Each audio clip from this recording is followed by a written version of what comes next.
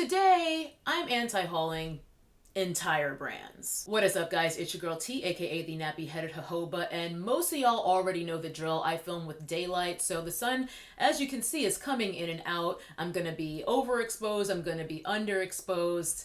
We're gonna press on. Let's just get into this video, the topic for which was selected by y'all. I did a poll on my Patreon to ask you guys what you wanted to see next, and I was hoping you guys would pick this, the more lighthearted kind of video, and I was very happy to see that you guys agreed that we could all use something a little bit more lighthearted, take a break from my latest venting of aggravations based on the public health crisis and political climate, right? If you are unfamiliar, an anti-haul is a video where rather than showing off a bunch of crap you just bought, you run through the list of items that are relatively new but that you're not gonna buy and why. Anti-hauls were of course popularized by Kimberly Clark, one of my all-time YouTube faves, and today I am doing an anti-haul, except it's a bit different because I'm anti-hauling whole ass brands rather than just their new release says. And the sun's back for the moment, so now it looks like I'm at heaven's gates. It's not what y'all think, or at least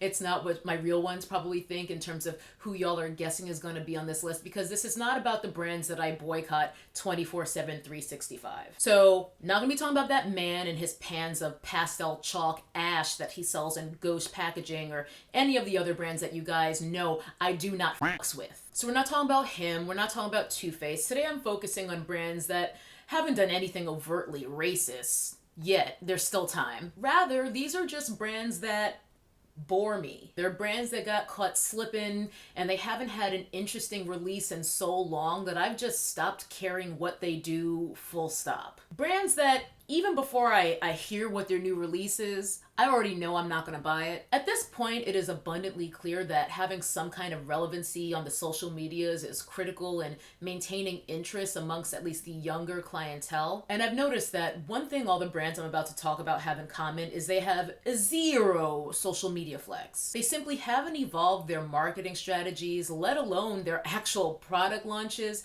in any meaningful way. So at this point, no one's really checking for them. And first up is Urban Decay. This one, along with one or two others that I'll get to later, actually makes me kind of sad. When I first started to get into makeup, Urban Decay was a massive part of why I got into makeup. They had iconic releases like the Vice palette and of course the Naked palette, which I think we can all agree was a game changer. I just feel like for quite a good while, everything they released was a banger, and it stayed that way for years. Even their smaller launches were really unique and interesting, like this little palette that I refuse to get rid of, the Black palette. This palette, she old. If you actually remember this one, leave a black heart emoji in the comments. It's just these 6 shades and it's a grungy, vampy, smoky, goth dream. Frankly, I think a palette concept like this is the type of thing that we still see coming out. It's just from indie brands. So there is still a market for it. Nowadays, instead of getting unique,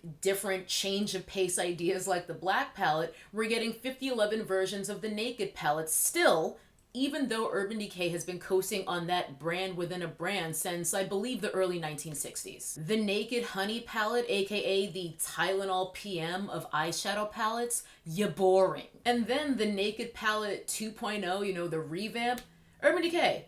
Y'all trolling, right? They even blew it with their Game of Thrones collab. Anything Game of Thrones is, or at least was, basically a license to print money, and yet they still f***ed it up. While I am by no means done with Urban Decay, I am wearing complexion products from them right now. I just can't summon any enthusiasm when it comes to their new launches. Everything they've done in the past 3 years or more has been a swing and a miss. I think they need to hit the reset button and just strip the entire brand down, keeping only the things that are still iconic. Keep the classic products like their glitter liners, maybe their pencil eyeliners. I've never been a huge fan, to be honest, but I know a lot of people like them. Keep the original Naked concealers, the one and done, specifically for me, because that's one of my go-to complexion products. But beyond that, I think they need to bring in a new creative director and just start over. Because brands like Melt are taking all of the customers that would have been Urban Decay customers if it were 2010 and not 2020. The next brand I'm anti-hauling is MAC, which incidentally is technically another brand that is in heavy rotation in my routine. Listen, MAC Cork is easily my most used lip liner of all time, and I say that every black girl needs a MAC Cork and or a MAC Chestnut in her makeup bag. They are the black girl life hack to making any lipstick that would otherwise look like a white woman's concealer on our mouths look bomb. Not to mention, MAC lipsticks in general, a classic. If I could choose only one brand of lipsticks to wear forever, it would be MAC, and it would be a pretty easy choice. Fact is, MAC's permanent range of lip products has everything I could ever possibly want and need, though I would still pine for my Lisa Eldridge lippies. But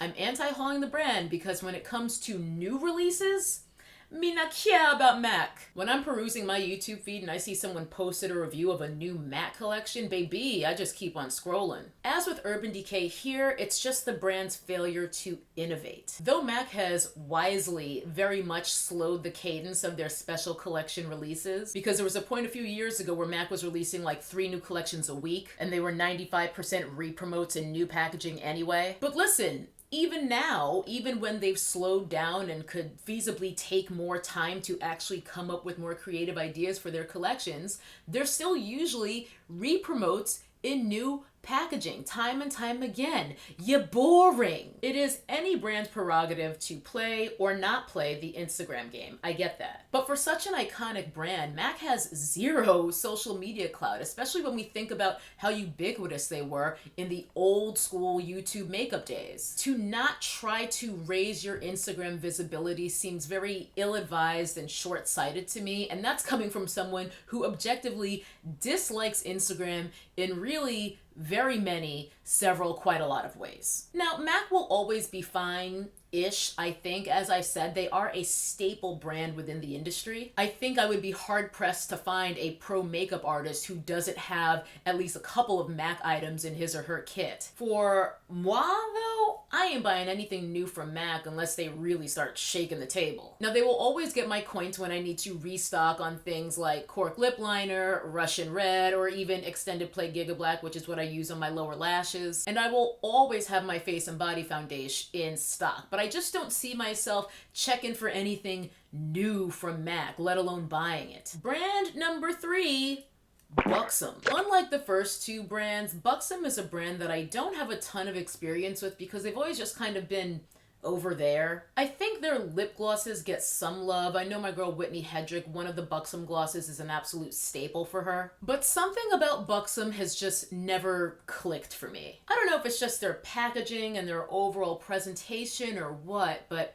I've just never cared about what they have. Like, at all. And it seems to me that yet again, we have a brand that gets almost zero buzz on YouTube and social media. Granted, there are plenty of brands that I love and use all the time that don't really have a lot of YouTube love or that much social media love. But BUXOM is kind of like next level when it comes to lack of love and buzz on social media. Deadass, I have wondered how the brand is still in business and how they haven't folded completely, because I just don't see anyone using BUXOM. Who is using BUXOM? I'm sure I'm going to get flooded with comments from you guys saying that you use BUXOM now, which, if that's you, oh, good for you. I'm just making observations, okay? I'm calling things like I see them. And my point is, I can't even tell you what their top selling product is. I can't even tell you what their thing is, what they're known for. And I have no clue when their last launch was or what it was. BUXOM's presence in the never-ending conversation about makeup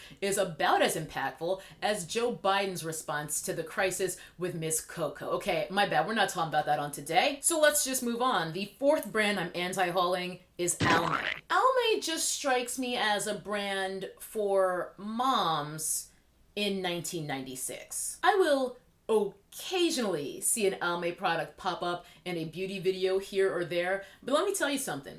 100% of these beauty bloggers using Almay are white women. When it comes to brands that have a long history of repeatedly failing to be inclusive, in my mind, Almay sits at the top of the list. I did check their website before filming and looked at some of their complexion products, and it looks like they're at least going through the motions now more than they used to. You know, they might have 2 or 3 deeper shades as opposed to their usual 0 of the past, which says to me that when it comes to this conversation about the importance of inclusivity in cosmetics, Almay's position is low-key, this too shall pass. And in the meantime, they'll just keep on releasing 1 or 2 deeper shades so that they have plausible deniability in the face of edgeless internet loudmouth nobodies who want to call them out on the fact that their shade ranges are trash. And even beyond their shite shade ranges, everything Almay just looks bland. Who is excited about Almay?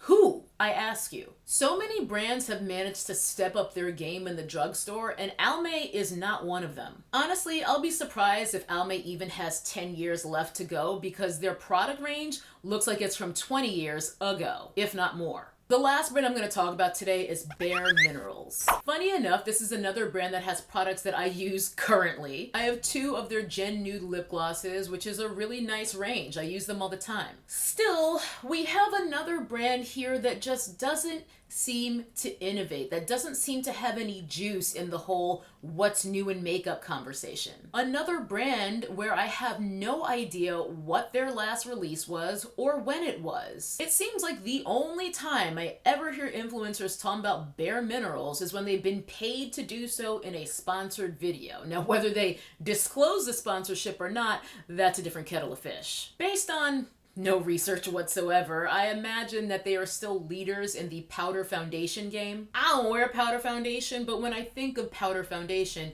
they are the first brand that comes to mind. But lest we forget, that flagship foundation, that flagship Bare Minerals powder foundation, that product has got to be, what, 15 years old by now, maybe more? What else have they done in the past 15 years to distinguish the brand? I do know Bare Minerals also does eyeshadow palettes. I occasionally see them in an Ulta catalog or something like that, but they always just look the same to me. Super muted tones and simply not special enough to boost the brand's relevancy or visibility. Come to think of it, I don't think I've ever seen a beauty guru do looks or a tutorial with a Bare Minerals palette ever. Again, here comes the Bare Minerals cavalry. Chill, Winston. I'm just making observations. Observations from someone else do not invalidate your makeup preferences, let alone your entire existence. Anyway, I could easily keep going with more brands. I'm looking at you, Julep and Jouer, but I'm not coming for that ass today. I'm gonna cap it at 5. And while the common thread with most of these brands seems to be a failure to innovate,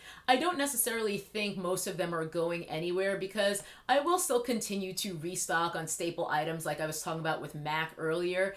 It's just, I don't really care about anything beyond those items, you know what I'm saying? And again, no brand is required to play the Instagram game and worry about trends and constantly innovating necessarily. If a brand does have staple products, then good on them. But overall, this was just meant to be a bit of fun and a critique on what I think these brands are doing right and not so right. And as far as I can tell, some of them ain't doing nothing right, Almay. That is a wrap for today, but thank you so much for watching and staying all the way to the end of the video. Hopefully this was a bit of lighthearted entertainment for you without being completely tone deaf in the face of all the challenges we're facing right now. Special shout out to my Patreon fam, and thank you to everyone who voted in the poll for today's video topic, but unfortunately, it looks like I read the poll wrong because the actual winner was never trusting anyone with a Morphe code.